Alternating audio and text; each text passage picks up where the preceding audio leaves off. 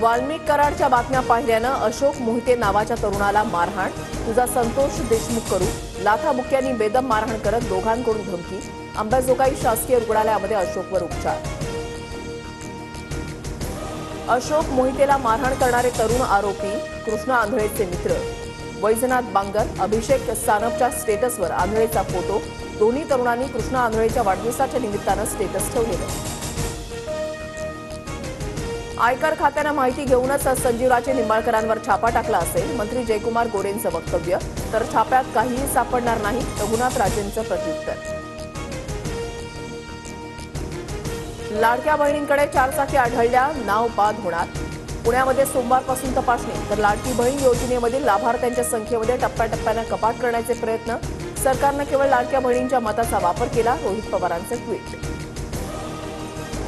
लाडकी बहीण योजनेचे पैसे बंद करणं ही फसवणूक, बहिणींनी रस्त्यावर उतरण्याची गरज, बच्चू कडूंचं आवाहन, तर सरकारनं सत्तेमध्ये येण्यासाठी अर्जांची चाचपणी न करता पैसे देऊन मतं घेतल्याचा कडूंचा आरोप।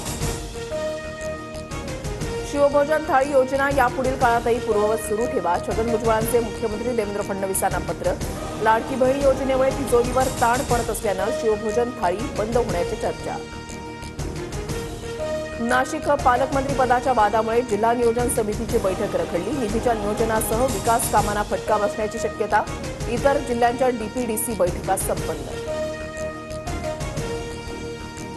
शिर्डीत भाविकांना भोजनासाठी टोकन बंधनकारक, वाढती गुन्हेगारी रोखण्यासाठी साईबाबा संस्थांचा मोठा निर्णय, मोफत अन्नछत्रामुळे शिर्डीमध्ये गुन्हेगारी वाढल्याचा सुजय विखेंचा दावा।